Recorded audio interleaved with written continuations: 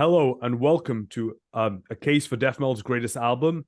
Today we're going to be doing a monumental NYDM classic, Incantation's Onward to Golgotha. Joining me today is David from Hessian Firm, Malus from Apokatastasis, John from Predation, and Mac from Predation and Giga. So thanks for joining me today. Mac, you start us off with the background of this album. What happened before, the demos, and everything? Well, really, the band, you have to think about it starting in 1989, and the other three people that joined John McEntee, the founder of the band, and it was, if I remember correctly, it was Brent Majewski, Paul Ledney, and one other member of Profanatica. So the band kind of began as Profanatica 2 almost, in a weird way, because John was in Profanatica for a short bit. But then again, the amount of members that Incantation have had is rather substantial. I think there's more Incantation members than there are releases for, say, Gothicles or something. So, but it was coming out of the ashes of Revenant, which was a more technical death metal band from New Jersey, which is where they started. And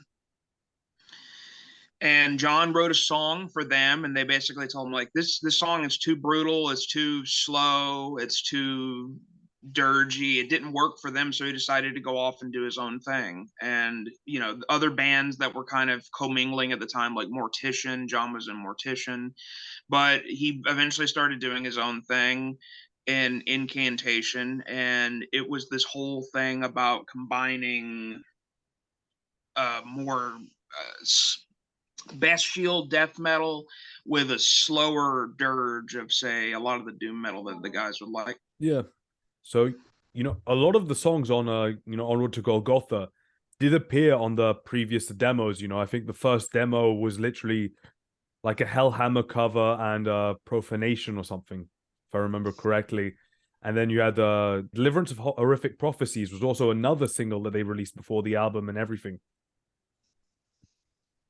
Yeah, the rehearsal had Profanation and the a Hellhammer Storm, the third of the storms of Oak Damnation. That was in like January of 1990, so like 33 years ago now. But eventually, demo one had Profanation, Devour Death, Entrapment of Evil, and Eternal Torture, which is something you can kind of hear in the album. Is that you can definitely tell that certain songs were written earlier and then other songs were written much later, just because of how they flow and the general progression of the songs themselves. Some sound much simpler, and then others sound more grand in scope. All right, David, what are your initial impressions on the album? Well, I think this first debut album differs a lot from everything else that's been that is now known as like the Incantation trend. Even what they did themselves, I think one of these things is the high concentration of groovy riffs, groovy parts, and that doom aspect that I think Mac has mentioned in the past. I think it has it in a stronger dose than the other albums, and that's my main impression, I think. Yeah. I mean, Jack, how do you feel about the production, the sounds, and everything? Because I can't really think of anything that is as bassy as this when it came out. Yeah, I was comparing the sound of Diabolical and this, and these are a lot more like wider panned and a lot more bassy. It's a lot more of an attack on the ears than I guess like the other albums that were coming out. I can actually explain why too. During the production of Onward to Golgotha, I've read that when even after all of the guitars and everything was recorded, John was in there with the mixer, and he just, kind of saw the bass frequency and just kind of just started doing the opposite of And Justice for All and just cranking that to the point that, I mean, this album, I mean, it'll seriously rumble a good stereo system if you let it. Yeah, I mean, that's why I felt it's like it's so bassy that you can't even make out Ronnie Doo's bass lines. Like it's just like a one huge wall of a guitar, very deep guitar. And somehow, Jim Rose still manages to kind of like pierce through the mix, because even the snare sounds very deep and everything. And sometimes, you can't really distinguish the bass or the kick drum on this album. Yeah, there's sometimes like the only times I remember the bass sticking out is like when they like do like the counterpoints with like the bass, if you remember those parts. Yeah. One of the main things that you hear actually is either I think like the crash cymbal. I mean, it sounds so the best way that I could describe it honestly is it has almost this kind of like trashy sound, to where it's just, you hear it and you think like that's broken, because they have a live album of the shirt I'm wearing, Rotting Spiritual Embodiment, and you really hear it on that. So you can tell that the gear that they were using at the time was, not, it wasn't studio parts what they had, but that usually makes the best of albums. But yeah, I mean, it was the thing about this album being bassy, and eventually with the other kind of term you would get later in regard to like what those certain bands would sound like as cavern core, because the album does have this. That was the thing that kind of separated it from, say, Immolation or Suffocation at the time, is that it had this incredibly deep mid-range. And that was the other secret to this album and to this sound. If you want to go after this sound, it's a lot of cranked mids. Yeah, definitely. I think this is one of kind of the epitome of that, let's not have anything that clicks, no clicky bass drum and everything's deep, but it's still really intelligible. There are no parts where I'm going, what are they playing? Anyone could figure out any of the tabs for this by ear kind of easily, despite how rumbling and bassy it is. Right. I don't know necessarily that I would agree with that, because this album, to me, it took me a long time to get into, because the other kind of New York or that area of death metal, they did have albums that were, I guess, more pleasing to my ear. There was, to me, it sounded like there was so much subterfuge and so much the production of the album was made to obfuscate what was going on, so you had to continue listening to it. But at first, I really didn't like this album. Yeah, I can understand why. Honestly, but I think for what they achieved and for the stylistic purposes and everything, the production on this album is perfect for that style. I do believe that, production has to serve the purpose of an album, of an aesthetic, of an idea. It's not about having the same thing that, how all bands have that same fucking snare sound, the clicky drums and everything. Now, this is about, every production needs to be tailored for the piece of art that it's being, attributed to. Yeah, it seems that that's lost now. Like it seems that at some point, even in underground metal, you had this thing where the bands differed a lot in their production or their tone, and it's because they had played a lot together, also maybe in the rehearsals, so they had developed their preference for a certain setting on the amp, for example.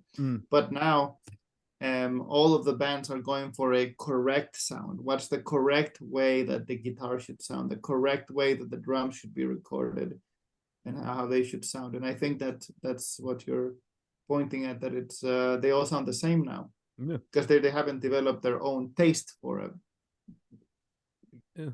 Yeah, this is purely idiosyncratic. I don't even want to hear another album with this kind of production, because it's just so well done and suited and tailored for this style, for what they're doing. Even Craig Pillard's vocals, which get a lot of attention, but those things are absolutely insane, so deep. And everything matches here perfectly. And the beautiful part is if you delve into the lyrics, they are very simple. Like what he's saying is he's not whipping out a lot of prose that you would hear in a lot of the other loftier death metal. This is a very ritualistic type album. I mean, there's literal lyrics alluding to ritual and the fact that, you know, they're killing babies in blasphemy, and you can't really tell that based on what he's saying. There's actually a lot of really funny footage, because I found this more than once, where Incantation will be playing with Craig Pillard, and it would be at that time period, like 1990 to 92, and he would, you know, just belt out some of his growls as a song title, and there would be like a pause, and somebody in the audience would just go, "What?" And then the song would start. Quite funny. Anyway, let's get into the fucking meat and potatoes of this. Composition. I like this aspect about the Onward to Golgotha a lot. And it's that it's very clearly theme driven. The songs have very clear themes, right? Not just the motif, but they will use certain patterns that you can recognize throughout the song. And they'll do this thing where that's very classical too, where they will introduce one theme, and then after a few variations or a few riffs of this, or maybe just once, they'll introduce a completely different idea. And here is where their composition differs from bands that would just do a riff salad, because they will do idea one, idea two, then they'll bring back idea one again, and you're gonna be kind of mixing them, and they're gonna develop both ideas, which is what you'll see in classical music. So there'll be two threads or three coming together, right, through repetition. That's my observation. All right, let's start with the opening riff from Incantation's, Golgotha.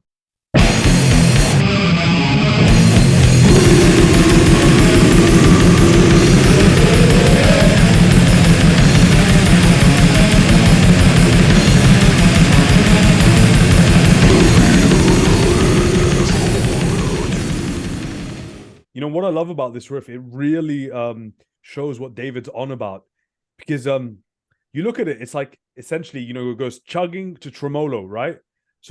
But you actually have, one chugging variation and two tremolo variations, and the second tremolo variation is just the chugging part, but tremolo picked. It's the same notes, but they, instead of playing power chords, they just tremolo pick through it. And it's pretty cool how it's disorienting, but at the same time, it returns to this sense of stability. Mm-hmm. Yeah, I think it's like what Incantation does. They have it like very like implicitly. I don't know if that's the right word, but they have it like sort of like reflect the intervals, but they'll like change it around a bit to give it this sort of like slithery, uneasy vibe. Because like the start of the riff goes bum bum bum bum. That's just like a complete like descent. The tremolo pick part also has a descent. Ba-da-da. But instead of going a one note lower like it does in the chug, it goes above, which sort of like is like, okay, so that's a bit different. And it just makes it makes it so it's like not as predictable, and it's more, I guess, spooky, for lack of a better word. I read this in an article once specifically in regard to the opening of Golgotha, and it's very weird. You hear the very first, as David would say, theme immediately. And, as Jack said, it descends all the way, if I have that correctly. But when it comes back, if you'll notice, one of the key things about the second time when it comes back, the drums change and they're playing it slower. So they have this one riff at the very top where they do it the first time very fast. And so you're thinking like, oh, this is going to be a ripper. And then immediately they slow it down, and it's this like really, it would be like if you were on a roller coaster and somehow it changed speeds like to slower without any stopping or anything. So it's a very strange feeling.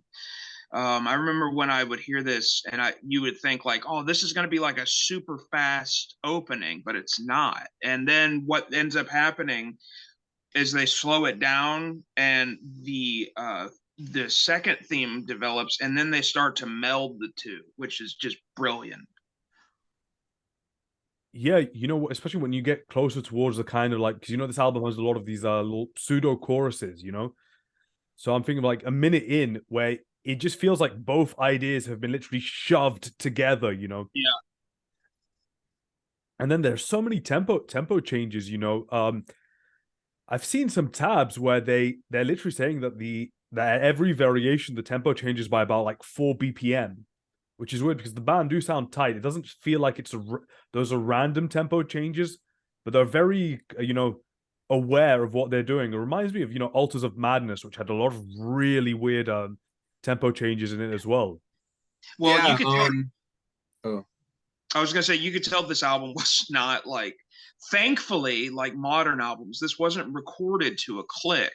This was 4 guys who'd already rehearsed the song, some going back 2-3 years even, and they developed over time, and it's a very organic album. It's not strict and rigid, and I've actually had to I've programmed tempo changes to where they would feel organic, but nothing is like actually recording together, possibly without a click, because I highly doubt this was to a click.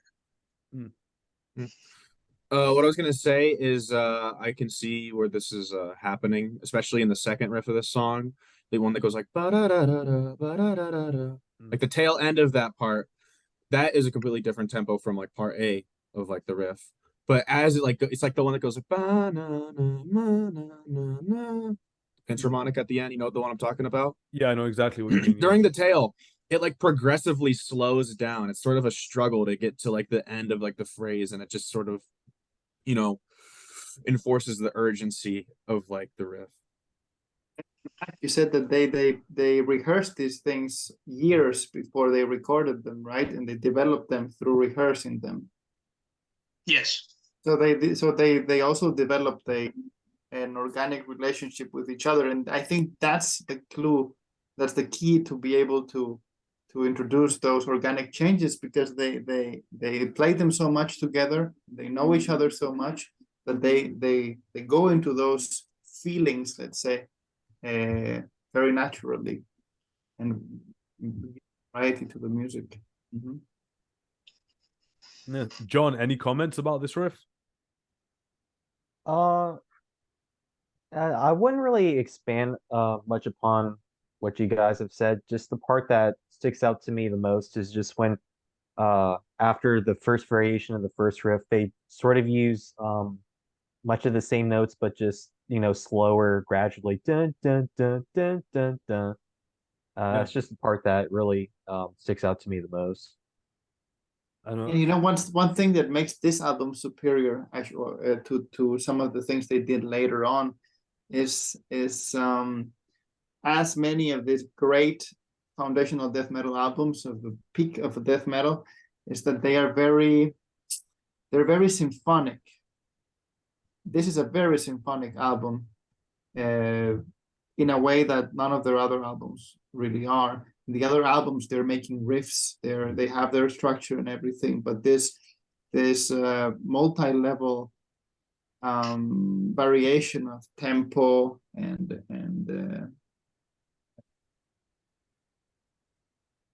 feel, I would say, this switching between feel between the kind of groove and another kind of groove and a blasting section, this type of thing. I think they managed to pull it off in a way that you feel a bigger curve than you would say, for example, in Diabolical.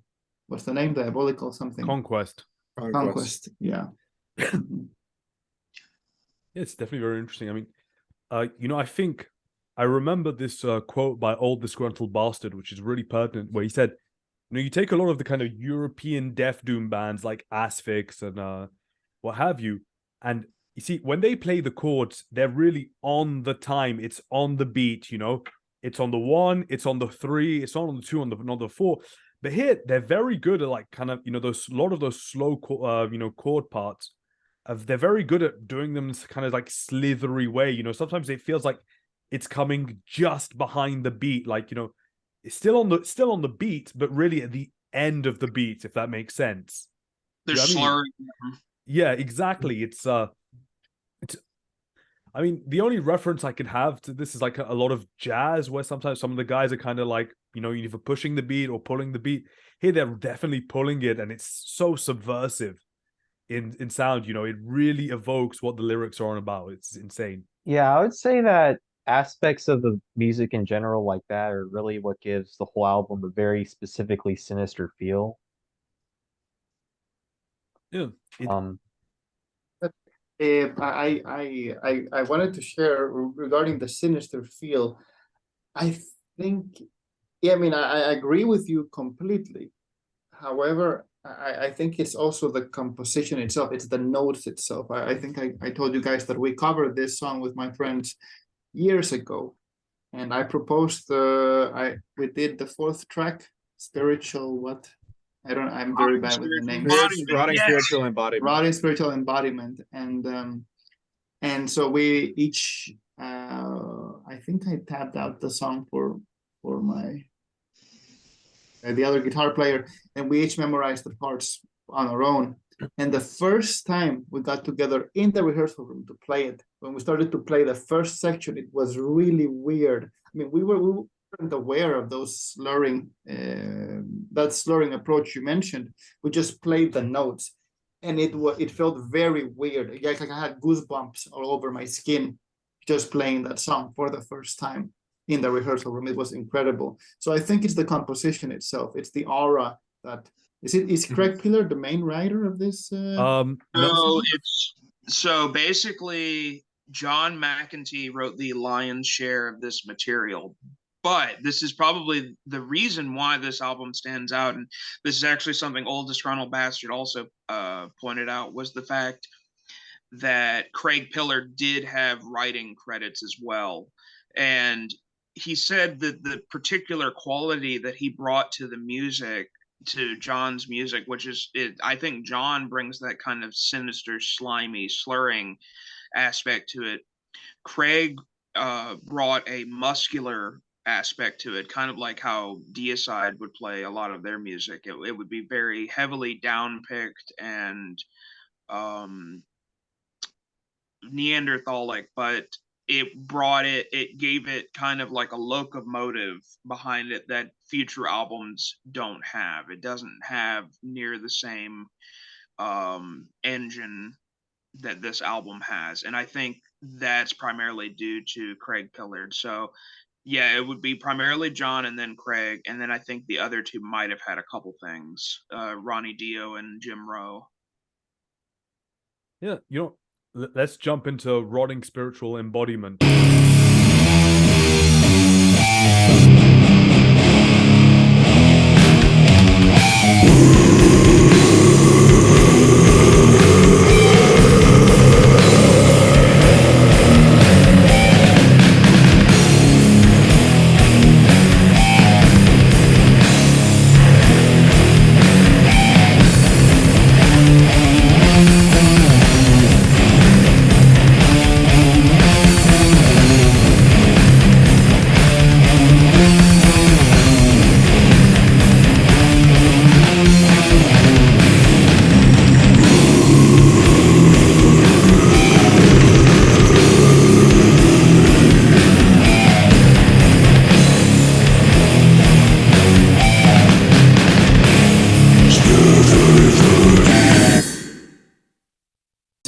Do you see how they intertwine two ideas? Yeah, that's what I was saying. I was And gonna they- mention that.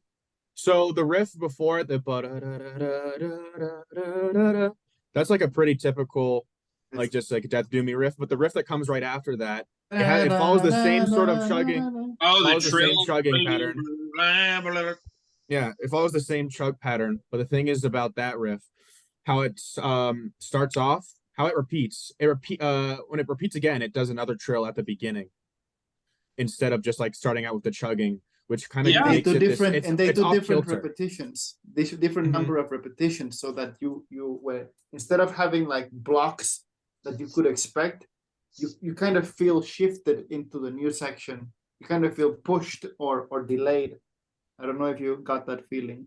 There I was mean, another thing I that didn't pay attention to the repetitions, but I did just wanted to mention how like they offset really, because like the first riff starts with bump bump bump bump. I mean, the next riff also starts with bump bump bump bump, but once they repeat that sort of thing, it instead starts on like a trill, sort of continued off from like the tail, which gives it this very elusive like sort of vibe, and then they like chug it back into the the riff from before, and it just feels, it's very smooth, but it's also off kilter. It's not like, yeah.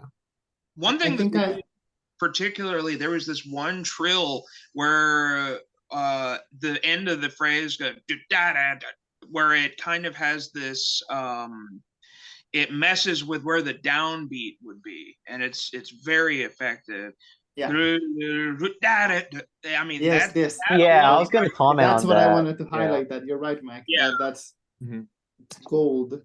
Yes, Yeah. that's the stuff right there that you need to know, basically to know you can do that. You can do whatever you want with this riff. And so you can make it like falling down the stairs, you can make it strict and rigid, or you could make it, your own, and that's what they did. And it's something that we can also say about this, that they didn't make it a gimmick, just like what you said about at the gates. Like they do these little things that add spice and add make it more palatable, right?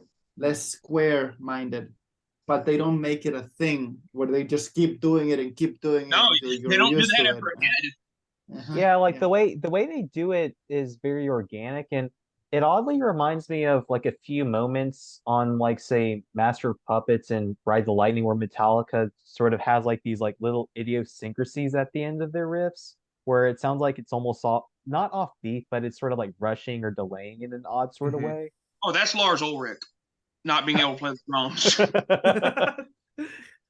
No, I would say it. You can also hear it in the riffs, like on Ride the Lightning, it goes da da da da da da da da da da. So like I guess the second or like the riff, or maybe if you can also call like the first variation of the second variation of the first riff on that section, um, is that it's sort of like um delays expectation, or sort of like really forces you to like, hey, keep up, because you kind of want to stay on the riff, but it just sort of like forces you to like go ahead and listen to the next repetition.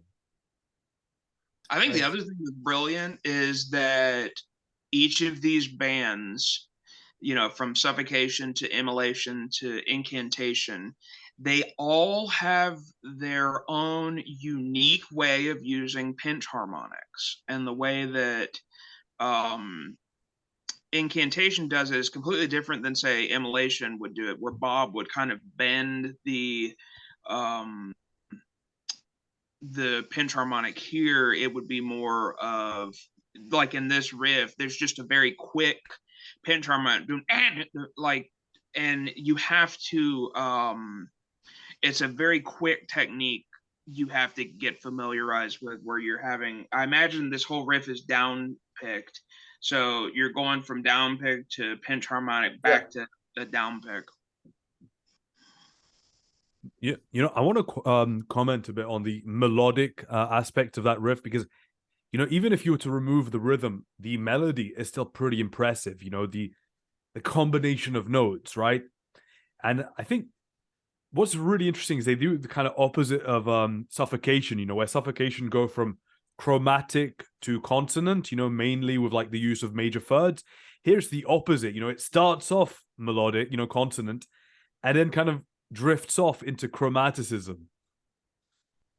Yeah, because if you just hummed the notes like na na na na na na na na na na na na na na na na, That's a very melodic riff. Yeah. Yeah. But if you notice, all of these classic big death metal albums that we remember, they're very singable.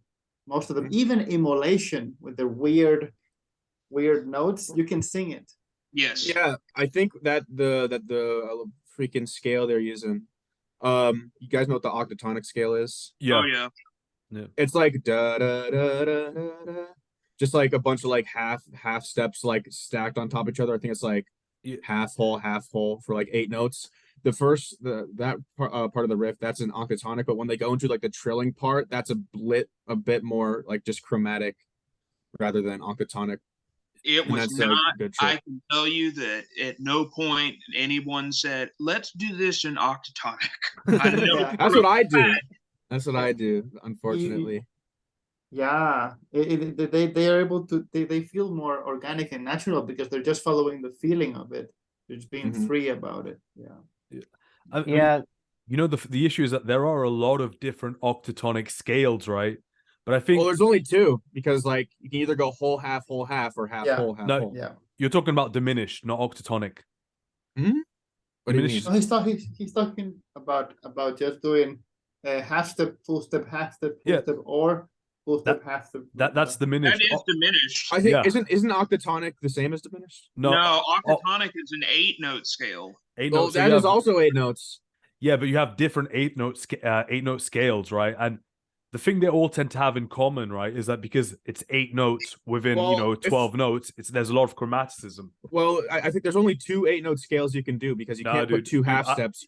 I've got you can't trust me, dude. You have the I think the Ichisu- bebop scale uses both a flattened and a major 7. Yeah, you have Ichisuko scales, which have like 4 chromatic notes in a row, and then Oh, okay. Well, I didn't know those counted as scales because like when I was taught in my theory classes, like if there's more than 2 half steps by each other, it's not a scale. It's like The whole island nation of Japan, you didn't know that they made scales. I guess I was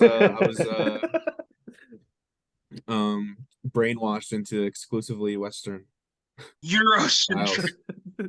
No. It's understandable. yeah, Yeah. it is. It is. Yeah, but I would say that all these monumental death metal records, I don't think any of them at any point really had a very premeditated approach to their music. It was just more spontaneous and I guess for lack of a better term, inspired and very organic. I agree completely with John, and I think the way that the excellent ones rose above the crowd, above the herd, was because they just had better musical sense.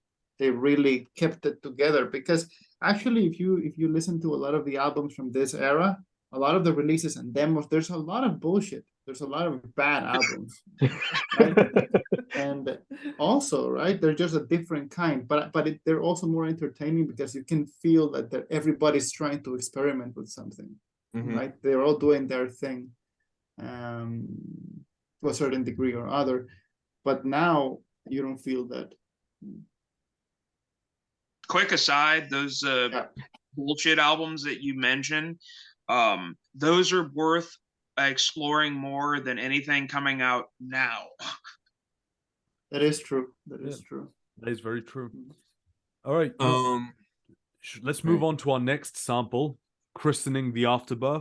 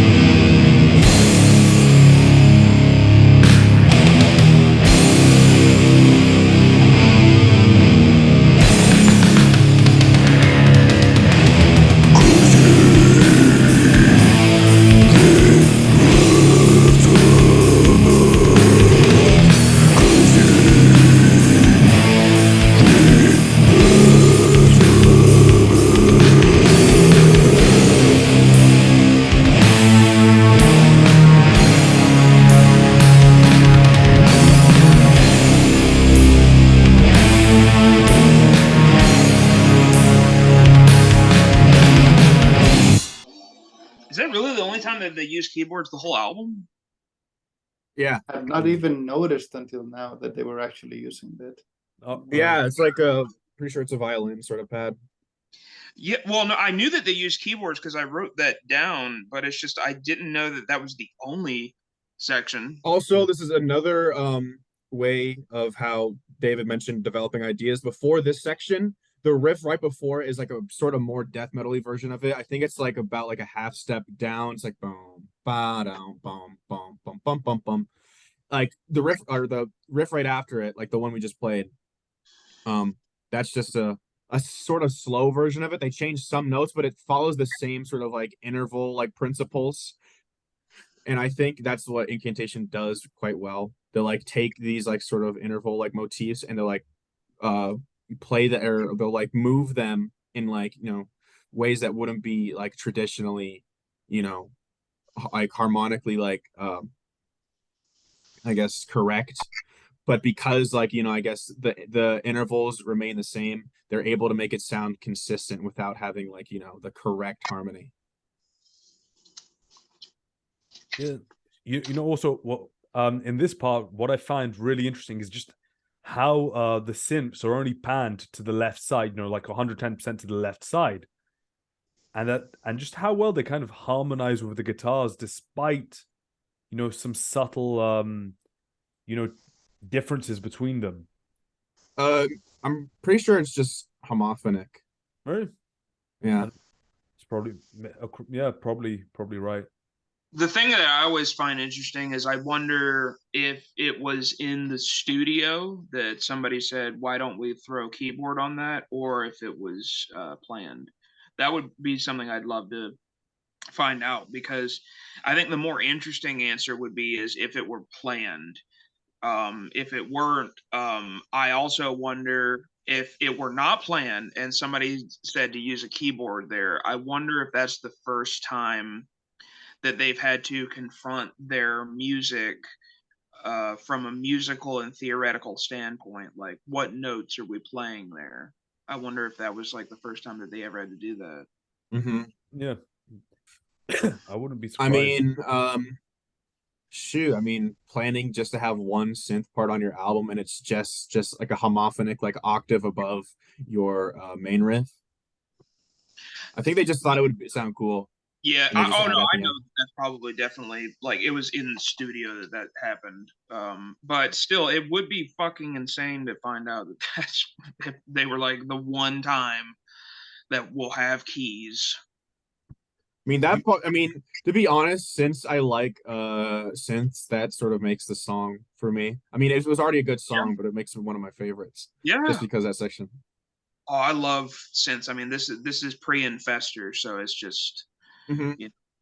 But I want to talk about the important part of that riff. I mean, what it signifies in terms of the arrangements of that song. It's a fucking chorus in a death metal song. That's what's insane to me. in a true death metal song. Exactly. It's not 6 feet under or anything.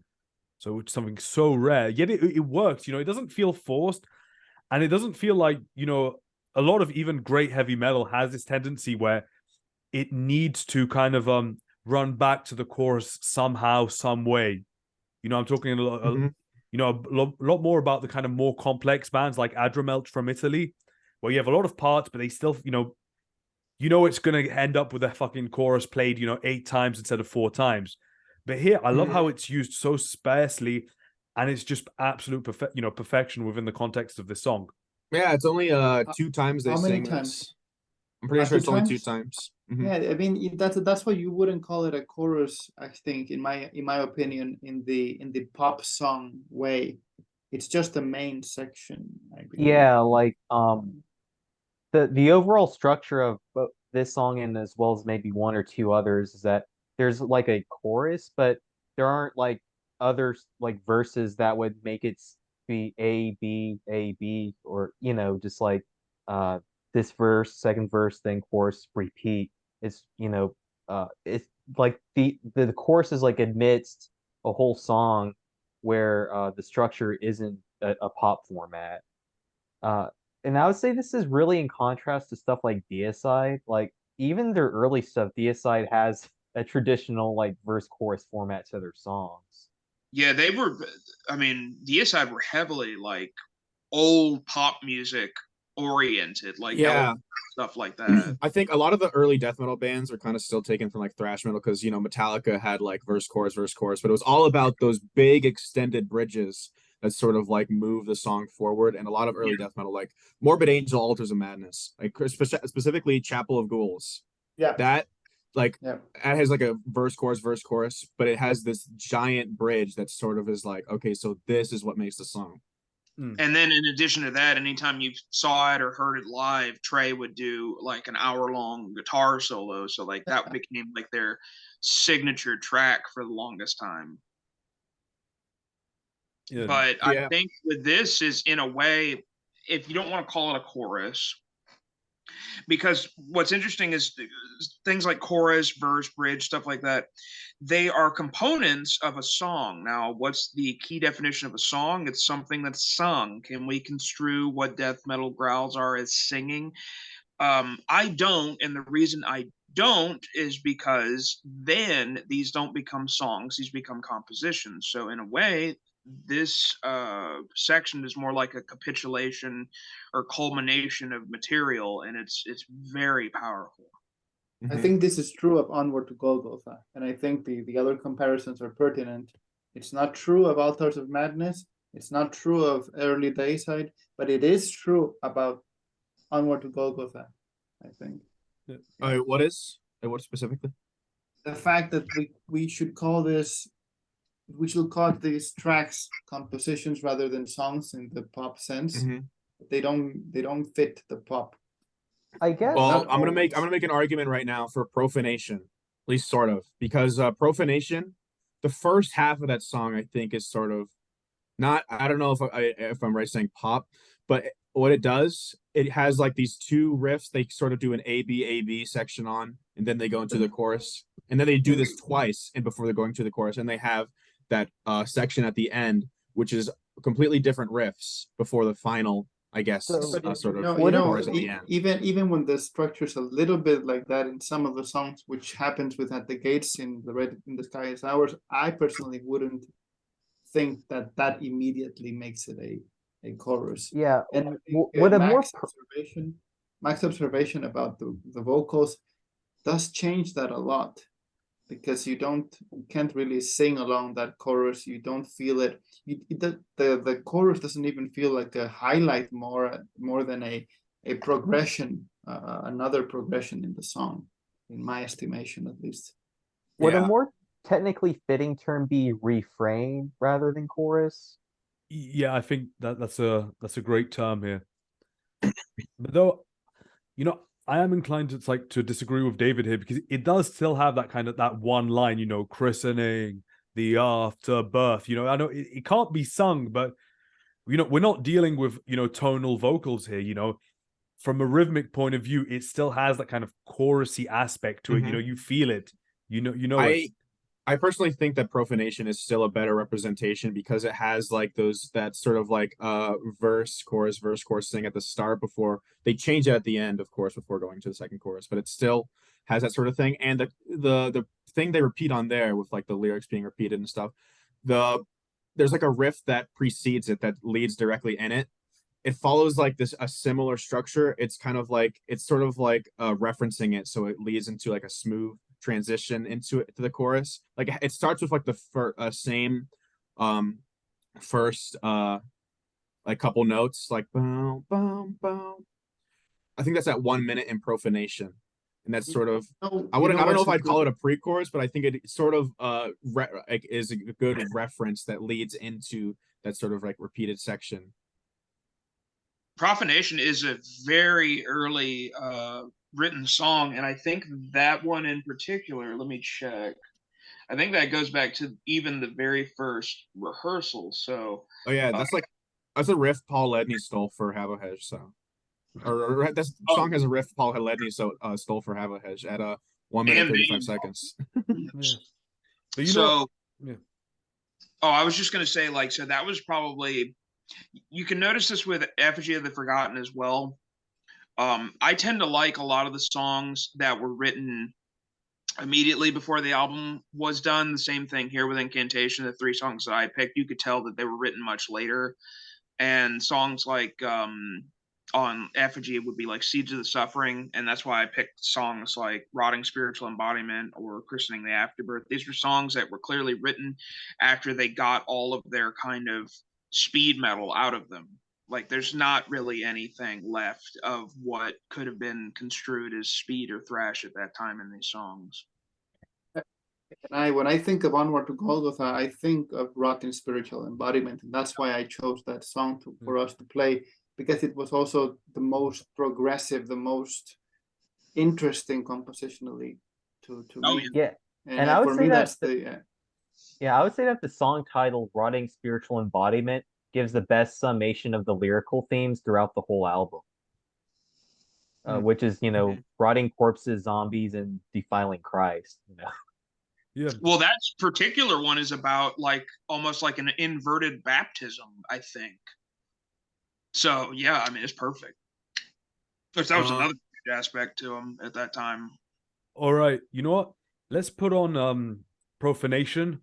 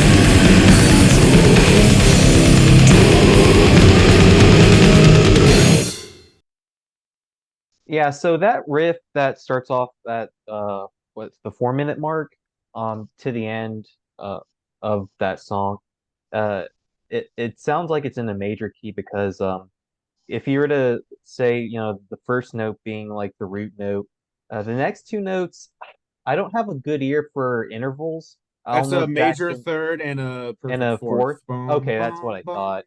It Yeah. was either that or the second and the third, but I'm pretty sure, yeah, it was the third and the fourth. But that kind of sets it up for the very end when it goes on that same root note where that riff makes you think at the very end of the song that it leaves you the impression that the song was in a major key all along in a weird way. That's what I got.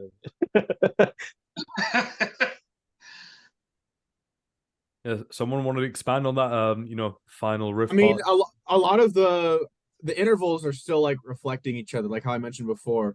They'll have like a lot of like interval like similarities. It'll go up and down at the same times, but they'll play at different, like it'll be like either transposed down a half step or like there'll be like slightly different changes, giving it that sort of like, as I said, slithery effect. Because like that riff right there, it was in a major key, but the riff right after that, which played before, that is like sort of like, especially the first 3 notes of the section, like the major key riff is bum bum bum, which is uh the root, major third, and the fifth. But the riff right after that goes bum bum bum, which is a root, minor third, and the major third. So it's the same. It's a similar sort of pattern, but it's just subverted a little. So there's consistency, but it's like sort of screwed up. It's not screwed up. It's actually again a very classical thing to do, where you don't want things to be exactly the same, even when you repeat them. Well, by screwed up, I mean it's like it's not, because in classical they more go diatonically. This is non-diatonic because like this is like what it you goes mean? bum Okay, bum bum bum bum. yeah, sure, bum. sure, sure. It's like a half step But down. but I mean, conceptually, it's the same idea, right? When you Yeah. repeat something, you change it a little bit, so it's not exactly the same. It creates interest, and to add to that, that section that's like da da da da da da da da da da da da da da, and you end with a trill. Thank you. When Incantation does trills, I always remember Black Sabbath, early Black Sabbath. Yeah, the obviously the first It song. reminds me of that. Yeah, I know exactly what you mean. But you know what's funny is that the final riff on this song, which is this kind of another pseudo chorus, profanation of the gods, right? It's very chromatic, but it still has this kind of catchy major key feeling to it.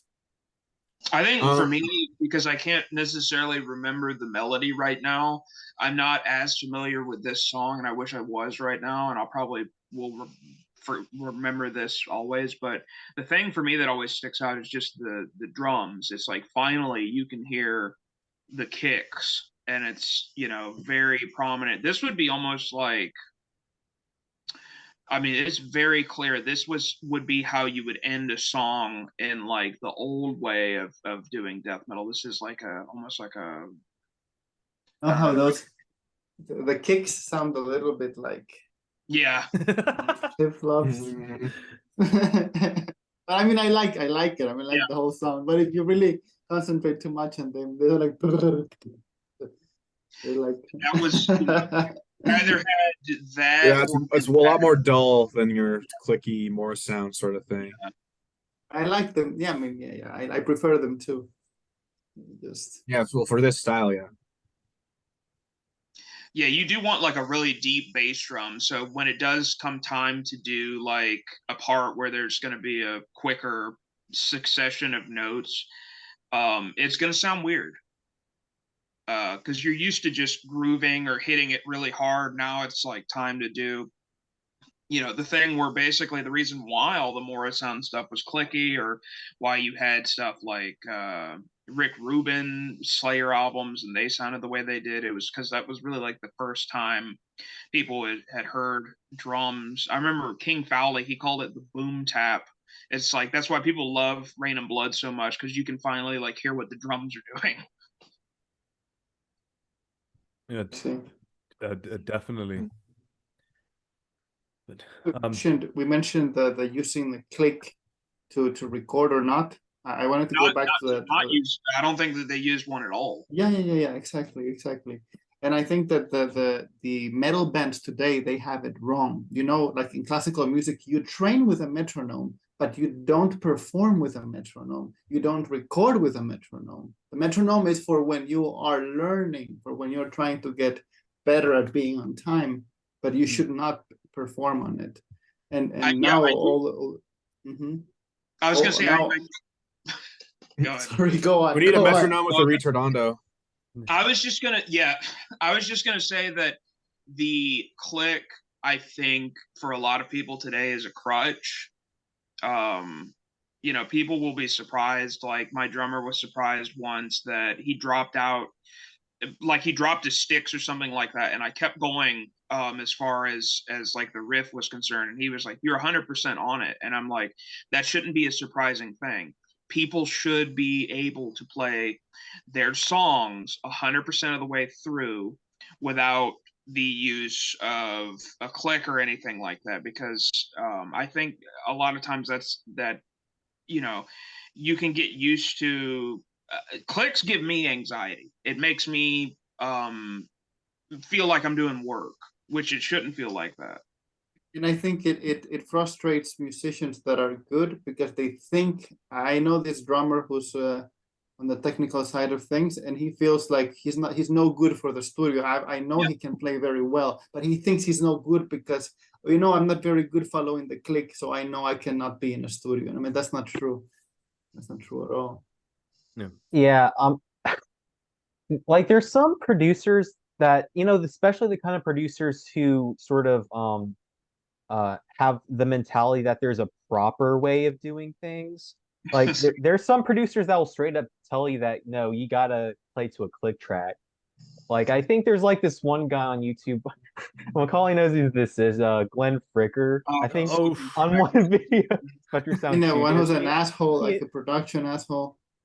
Yeah. Well, his benchmark for what good production sounds like is like Clayman by In Flames. We're making friends in this podcast episode. Yeah, you know what? You know, speaking about tempos and playing, you know, the intro of Blasphemous Creation is quite funny because it starts off like pretty much the opposite of everything else. You know, it's very fast. It's a lot more kind of standard death metal, you know, blasting and a completely chaotic kind of feeling. Mm-hmm. So let's put that on very quickly and then let's get into it.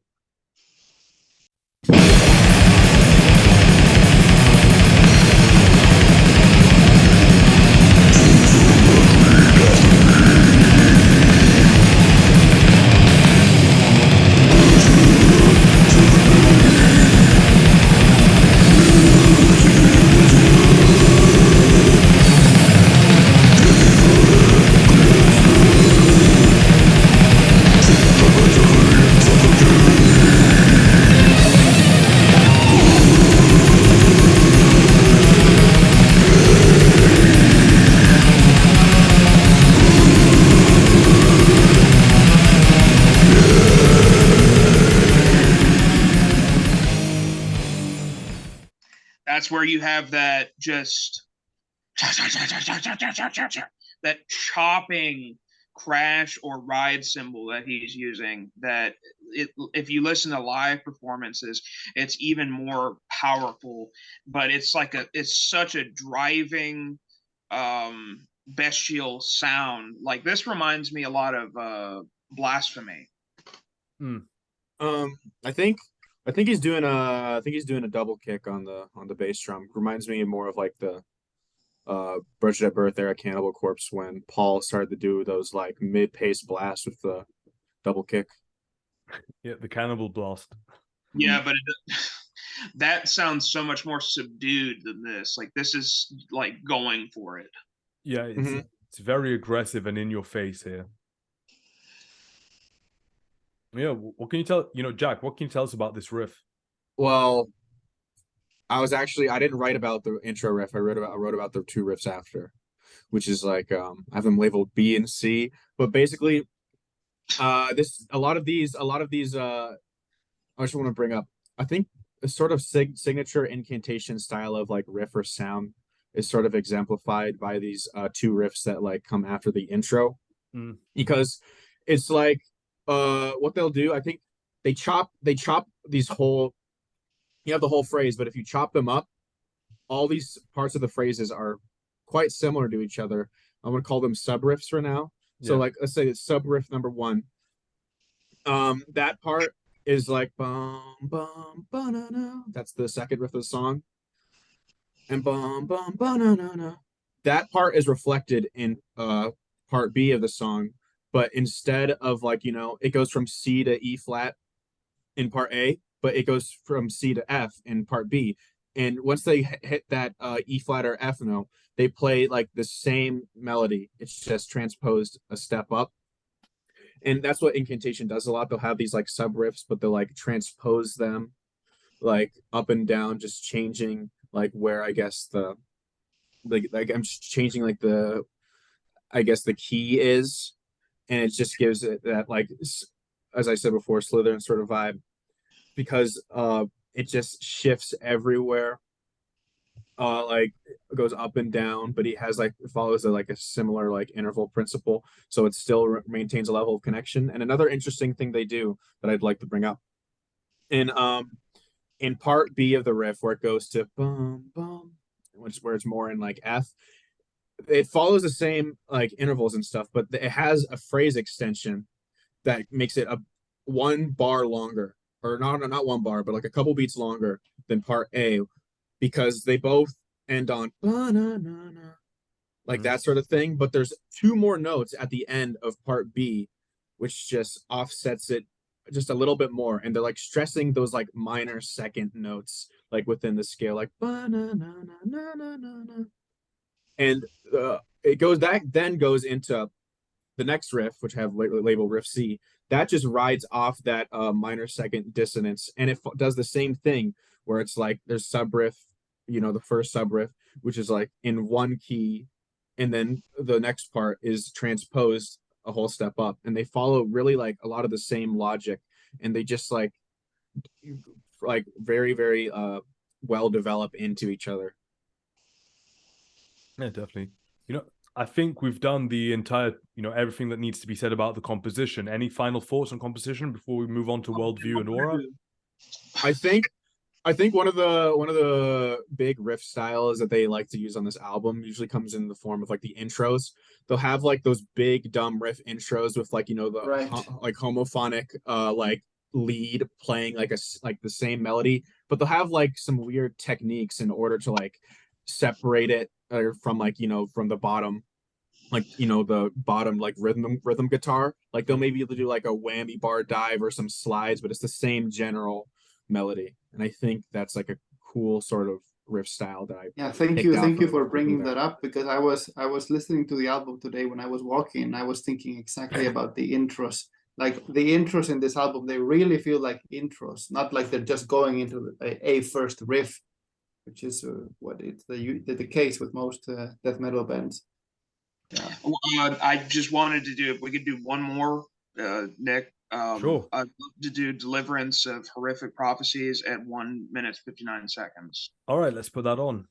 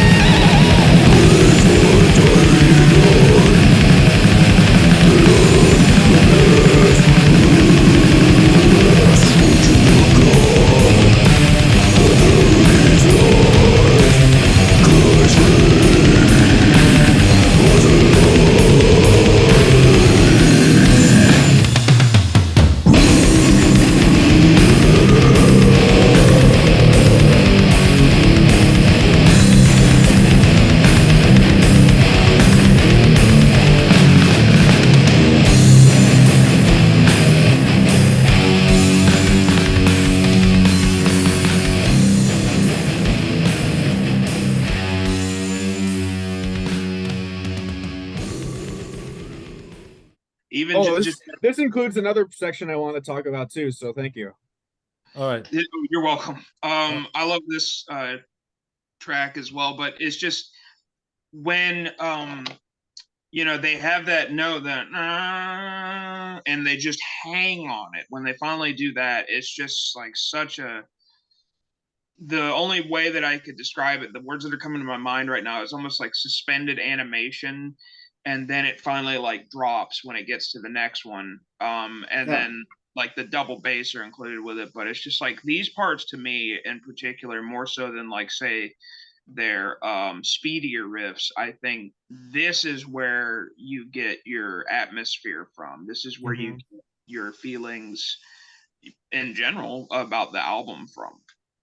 This is just like a very cathartic sort of like heavy section, because they do like another classic Incantation thing where it's like they'll have the first part of the riff and the second part of the riff will be changed, because that little like that only comes in after a certain amount of like repetitions. Matt, you should cover songs from this album with your band. I don't mean for recording, just for your experience. It's, as you say, that the way they hang on to those notes, it's really something, and you absorb it when you play it yourself. I think that we could probably do that, talk about that tomorrow, because that's when John and I are having rehearsal. Mm-hmm. Yeah. And Yeah. So after this section, I think is a really cool composition trick that they use basically only once. I don't know of any other song that really does this, but after like this slow, just cathartic, heavy doomy riff, they go into like one of the fastest riffs on the album in a completely different key, completely different style. They just play that for like however many times, stop, and then go back to the intro. It's just like such a what the hell is going on moment. Yeah. But it works because it's not, it's actually, it's like it takes into account like, you know, where it is at the song. Like it's slowing down to this like slow, doomy, just like heavy, just sort of like stasis, and then it takes you right out. It's like a splash of like cold water in the face, and then it abruptly ends. And I think that's the only time that like riff plays, and it's just like it's only happens like once or a couple times, and like sections like those when you are sparsely are very very effective, because like this album is A question usually for you. pretty smooth, but this is just like shocking transition. What's up? And I have a question for you, because I see that your ear is very sharp. In this section, you said you go from the very doomy heavy section to a very fast section. Do you hear any? And then back to the intro. Do you see any links in the motifs or the intervals they're using? Do they link, or are they just completely different? Well, Entirely for different? the riff that Mac was talking about, that has no connection that I can like decipher to like the fast one, which is why it is effective, because it's like usually like you said, these are built on by like themes. I don't see any thematic consistency between these two, but I think it works as just like a sort of like slap in the face.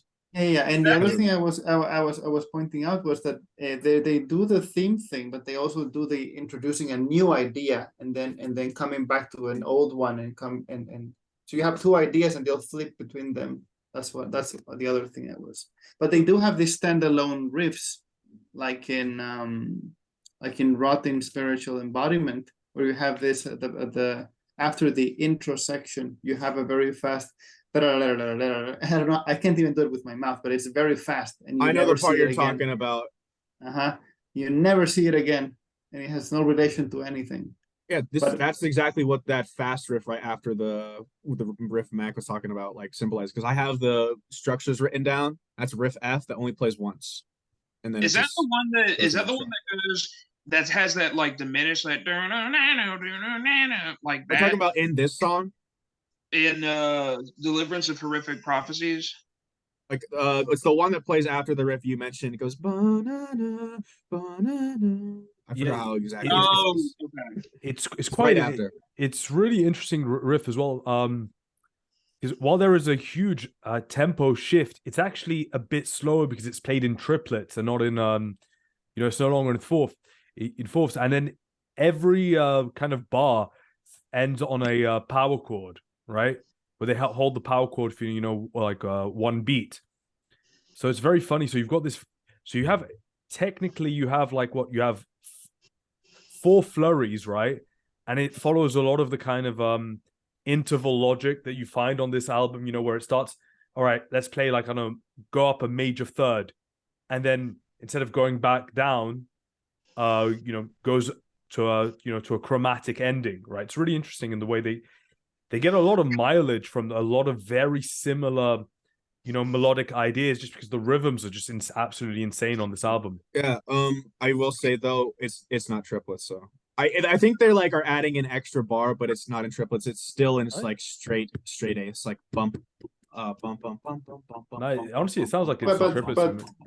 but it's still the general, the bigger, larger point that Nick is making, I think, stands, and it's very important to make, because you made it with regard to Emperor and you made it with regard to At the Gates, Yeah. and it's the fact that they follow a very tight constraint in certain area, so that in other areas they can explode a lot. And in this case, the melodic constraints are heavy. They adhere to a very specific melodic feel, and then they go wild with the tempos, right, and the grooves. grooves versus blasting sections. Yeah. Hmm.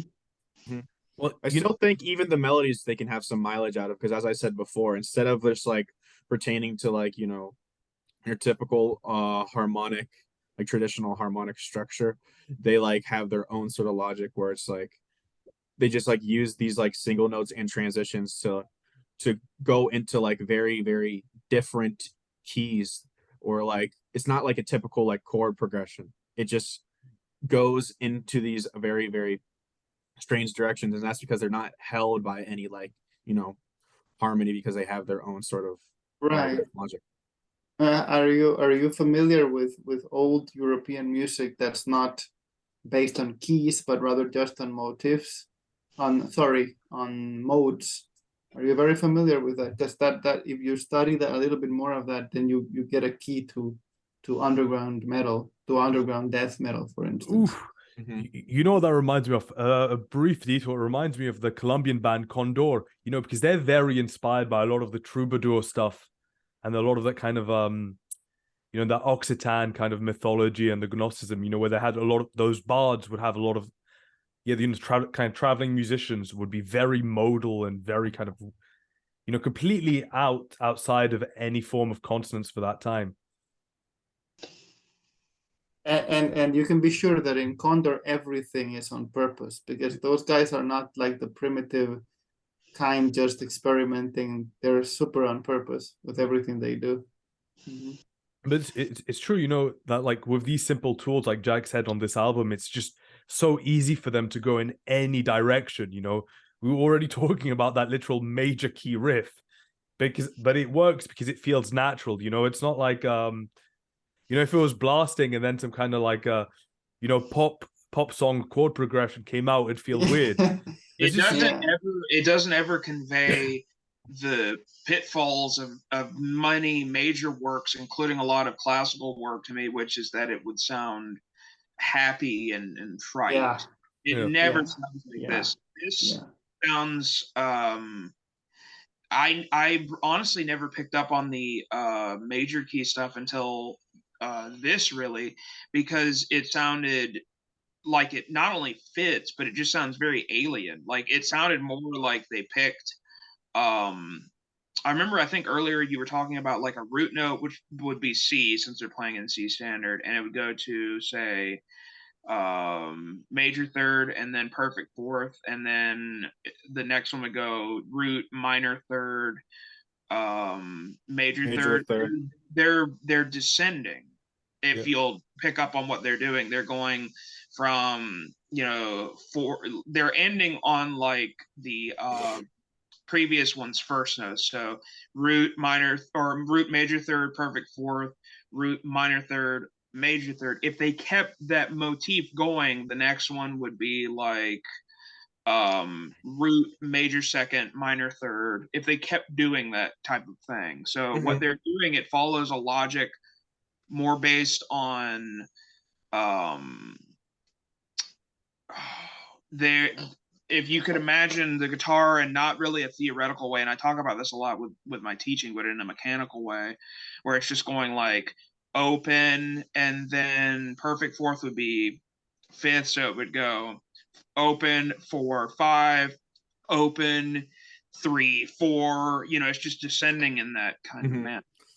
Oh yeah, it's not typically theoretical at all, but it still has a lot of logic to it because it follows those certain interval principles. Yeah, this was rediscovered in the 20th century. If you read Arnold Schoenberg's basic books on composition for the modern music, it's exactly that.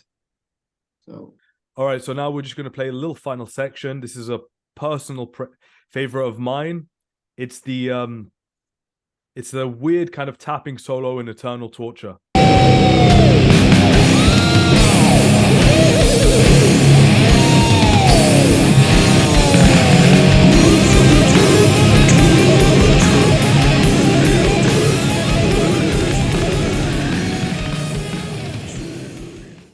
regarding worldview, I have very little to say about this album because I feel that it's a more subdued version of what you would see in Profanatica or Havohe, which is like blasphemy, insult, god or something. But as Mac pointed out, it's more ritualistic here because Profanatica and Havoe, it's out. I mean, it's completely blasphemous. That's the point, being blasphemous. But I don't think that's the point with Incantation here. They do. It's more of a critique in a way. There is the ritual and the constant critique of the decay of humanity. I feel. Mac, what do you make of it, of the lyrics? Oh, I think that the lyrics are purposeful and they're short and to the point. You're not going to be able to these are not going to be lyrics where you're going to hear the music and you're going to hear Craig Pillard's, crazy gutturals, because he was one of the first to really perfect this type of style. You're not going to know what he's saying. But once you hear it, you realize like he's saying certain things in very strange ways, either holding out short words or making longer words shorter to fit it syllabically. And it is repetitious in a way that the whole idea of a ritual, it is like he's kind of reciting it as if he were reciting an incantation. You said the word. So I think that with the name of the band, and I think with what they're doing with the lyrics, it's a perfect fit because it's like a rite that he's reading, and it's just reading line, line, line. Not to say that there's no passion put behind it, but it wanted to evoke that feel of you. It almost feels like they're actually engaging in the lyrics, not in a positive or negative manner, but from this like neutral standpoint of like, this is what we're doing.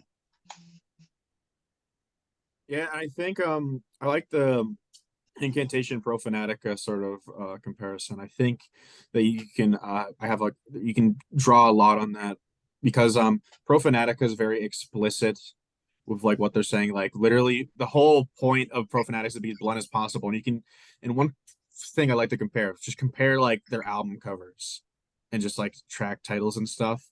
Like if you look at freaking Profanatica, all their like album have like at least like one upside down crucifix. But in this, it's like it's very abstract, very abstract and symbolic and like subversive because like there's like the cross, you can see like a cross coming in, but then like there's like that weird sort of like facial thing coming out of like the top of the cross at like a different dimension, and it's just like it's very disorienting, and like I didn't even notice really what it was until like I just It has like looked at these it up weird close and umbilical heard it mentioned to cords me. on it. Yeah, I feel it has like a Hellraiser vibe to it.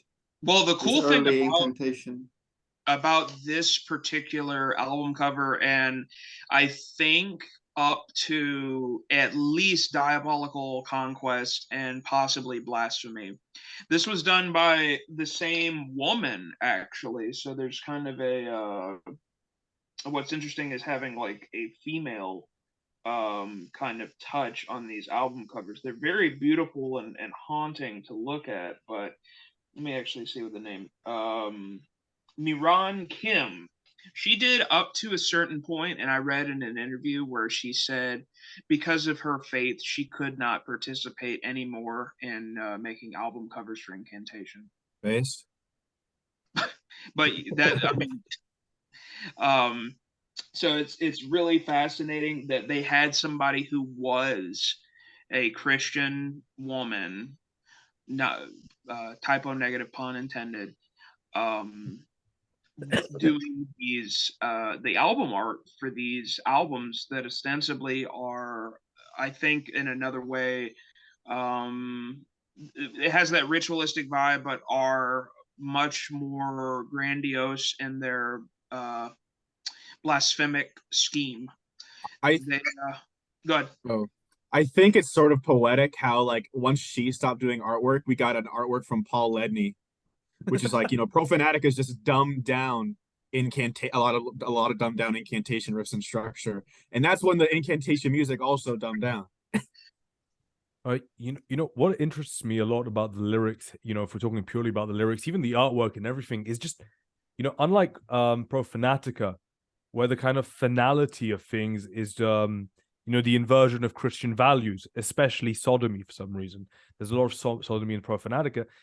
Here, what I really like is that they're trying to remove Christ from his godlike figure. I've heard a lot of preachers in different religions, religions that came after Christianity, even a lot of Muslim preachers, where their huge attack on Christianity was to kind of strike really at the heart of the Trinity. And there are a lot of things, there's a lot of mentions to Christ's mortality, even here, even on can't remember what song where he talks, Immortal Cessation, where he talks about the Seraph, let me be immortal like you. And then, it ends with Jesus was mortal. It's the idea that, okay, sure, there is a God, there may be angels, but this Jesus is not part of, is not God. There is no Trinity.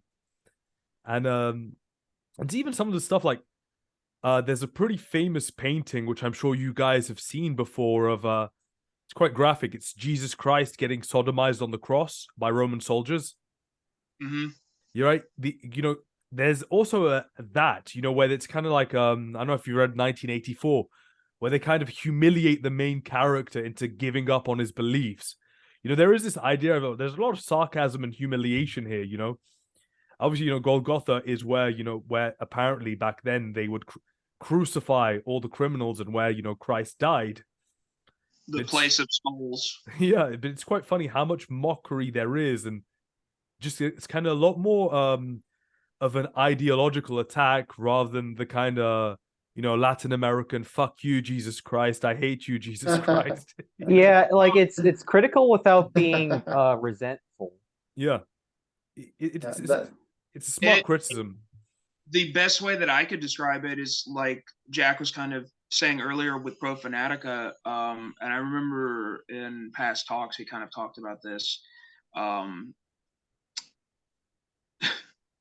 This is kind of a classy way of being blasphemous. Like, it's not outwardly doing what Paul Ledney and those guys did, where they were completely naked and ripping up a Bible. And, it's not that. It was more like, and you also kind of have to ask how much they really actually believed in a lot of the things that they were saying, but it was more like, let's get this idea down on paper. We have a song title, get that down, and then say it, and then that way we have lyrics and stuff over the song. Yeah, it seems like it's all a continual criticism of Christianity, Christian symbols, while it also acknowledges the existence of these things, as I think as Nick pointed out, which is very interesting. Yeah, it's very, very interesting. Because it's just, I feel like so much of it is just denying everything about Christ. Like Christ, it said like blasphemous cremation. Where he goes, Christ will rot, suffer, in pain. He's kind of denying, the ascension of Jesus Christ. Like 3 days after, if I remember. So like really saying, no, Jesus was just a random carpenter from back then, a 33-year-old carpenter. He was not the Son of God, which is a lot more interesting than, death to Jesus, fuck God. And this is just the kind of like, bringing down the divine into the mundane. You saying that reminds me of Immolation. I see Immolation as sort of like a brother band to Incantation. Like a similar titles, and some of the, I think they also have like a similar sense of melody, even if like the techniques are different. Mm-hmm. It's like that one part of I think Nail to Gold. Jesus didn't die for me. Jesus died. He just cuts it off after there. I think the thing that they're both expressing is when certain other bands, do the kind of really crass "fuck your God" lyric. One thing that they're doing is they're saying "fuck your God." They're acknowledging that it's at least a God, With this material, they're denying that. So it's going even further. Not only is, fuck your God, but it's all a lie. It's a sham. It's not real. This person was not a god. I mean, in that sense, death metal, this mature or this classy, let's say, death metal has more weight than all the "fuck your god." I mean, "fuck yeah. your god" is an empty message. There's nothing there. That's more like a punk saying, and in More like a particular, punk saying. Yeah, I think it's funny because Pro Fanatica rides that wave, and I think Paul Ledney was in a lot of punk bands, wasn't he? Yeah, he played for G.G. Allen at one point in a side project.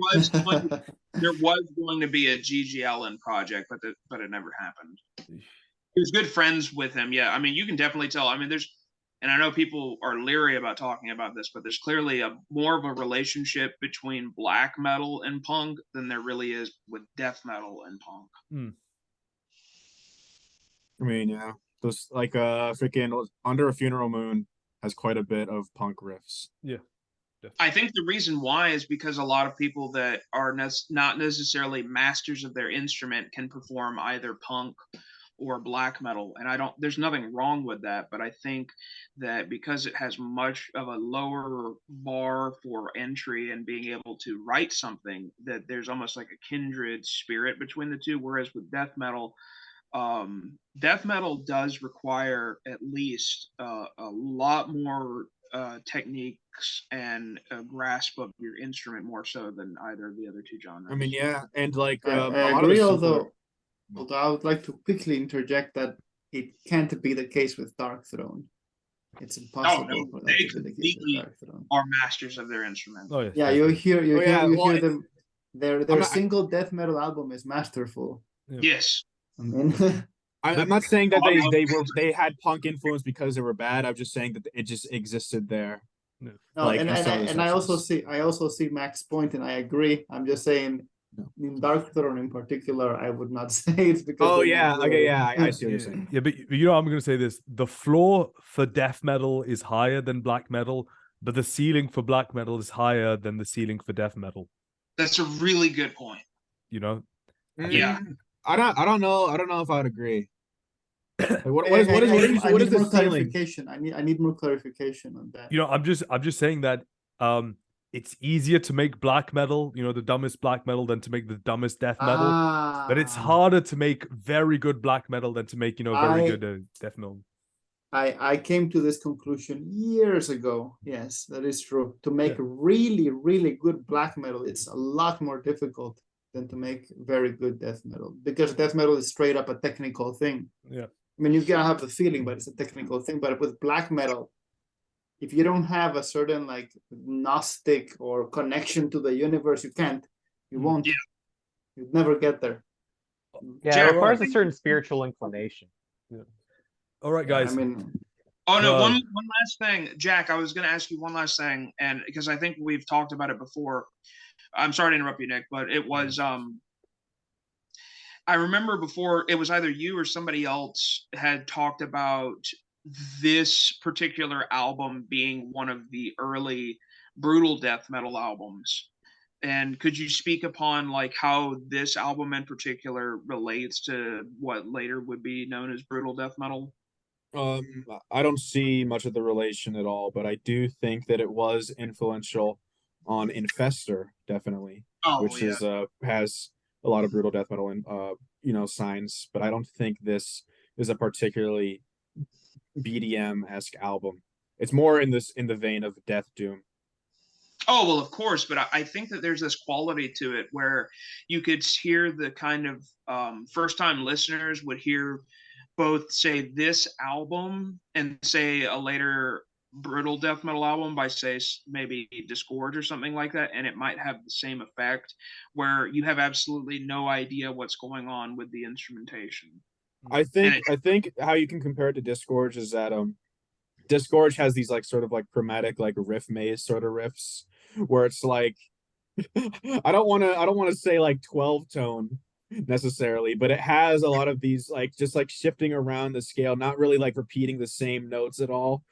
and just sort of maze like quality. And I think Incantation can sometimes like delve into that sort of thing, but it's not often. All right, let's finish up. Closing thoughts on the album. It's good. It rules. Real closing thoughts. Okay. I think that this album took me a very long time to understand, and for the longest time I did not like it. I thought that it was boring. I thought that it was bad, and there are people that have mirrored that sentiment, whether it be on Metal Archives or what have you. And it took me if you were to compare it to the other two albums, I think at the time, which would be Effigy and Dawn of Possession, those three, I think this album,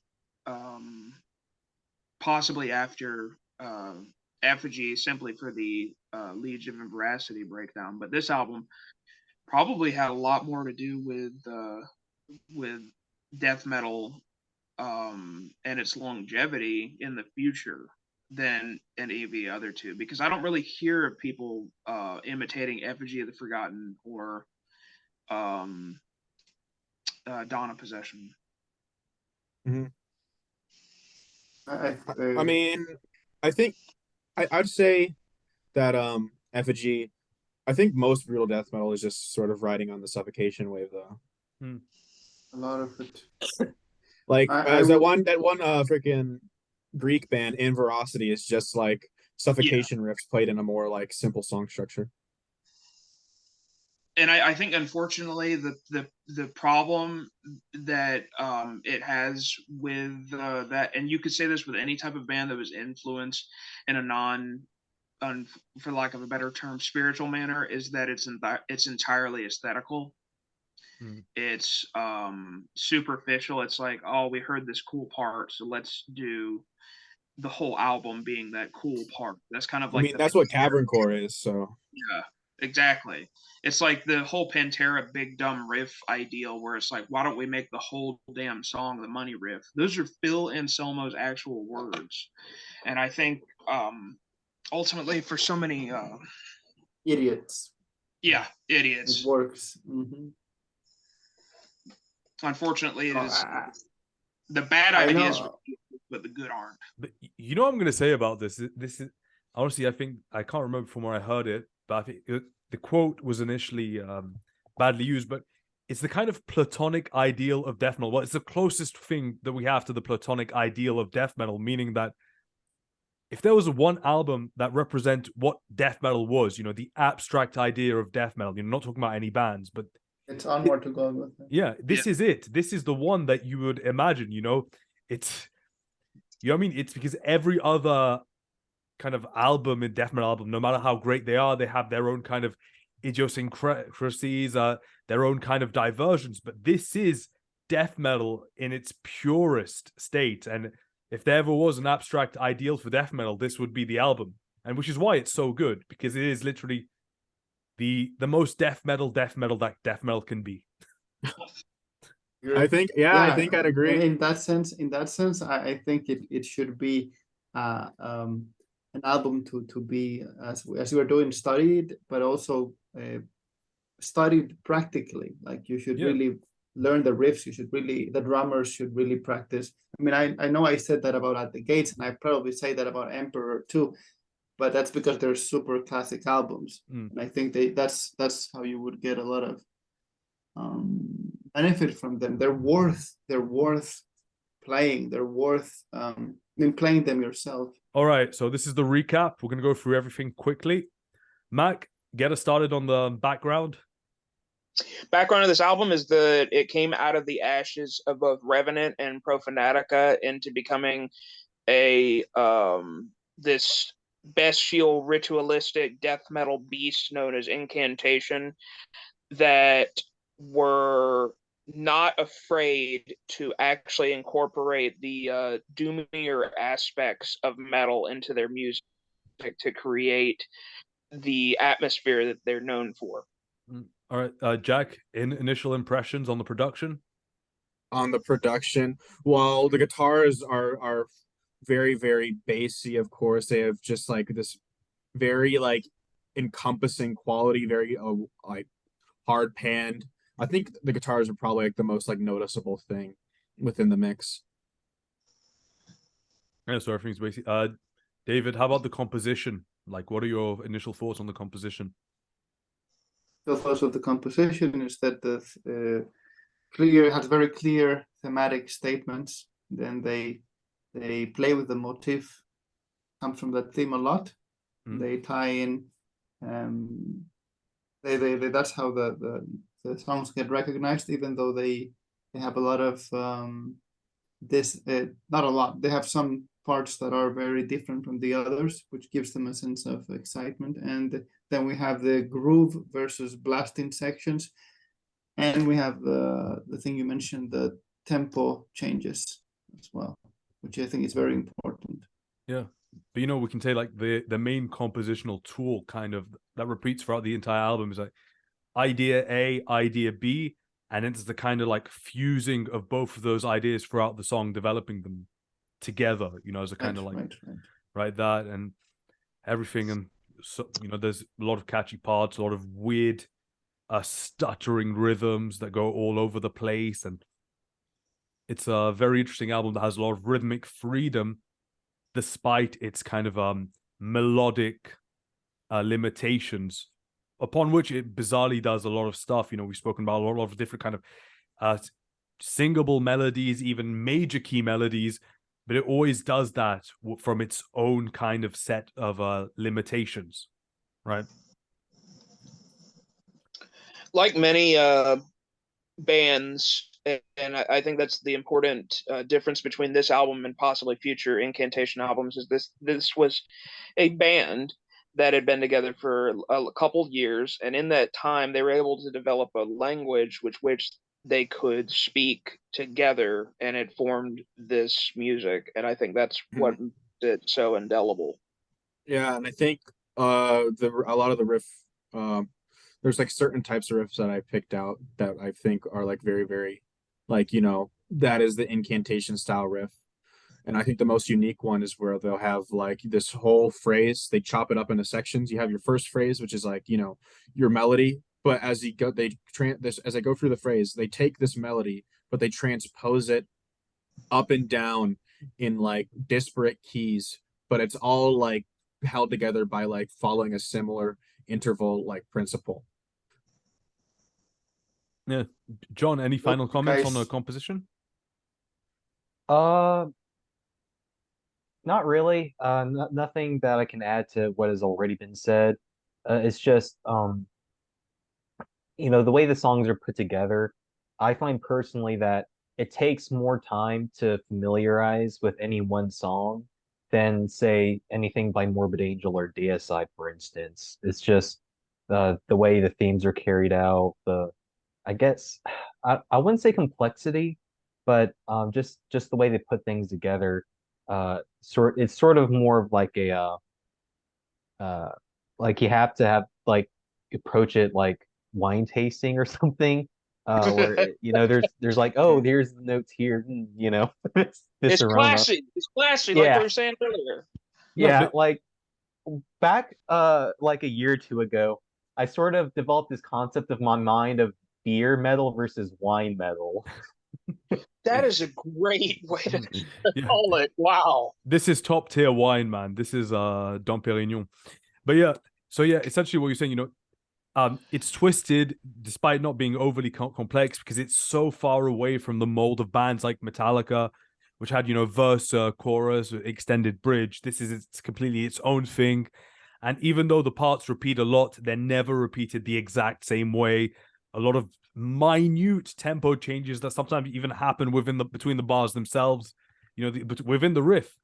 So everything is kind of very like structurally difficult. I would say like an example of beer metal and wine metal being in a single band's discography, a good example would be Sinister. Like the first two albums are beer metal, and the third album, Hate, is straight up it's just immaculate wine. All right, let's move on to Worldview and Aura. David, please start us off. It's a classier version of what Profanatica does, or actually we said it's a different thing, right? Instead of just insulting the symbols and shitting all over them, it's rather accepts the Christian worldview up to a certain point. As it's you even find them speaking to angels, like Mac said that they're actually in a ritual, but they deny Christ specifically, which is this is more of a heresy than just blasphemy. Yeah. That's interesting that they might be on the same in their minds, they might be on the same level as, say, angels or something like that, and they're this other entity that has its own thoughts and opinions about what it feels to be true. Yeah, definitely. I mean, thoughts on the artwork and how these songs feel and how everything kind of relates together. I find the artwork to be beautiful, and it's very interesting that if you go on, say, Metal Archives, you can see the different editions of the album that they changed the coloring slightly with different releases. Like now it's a little bit more blue, but if you look at the original one, it's this kind of like gross yellow green, almost like vomitous type look. And I think that it being made by a Christian woman gave it this kind of like conflict with the blasphemic masculine music that was being played. So it gave it this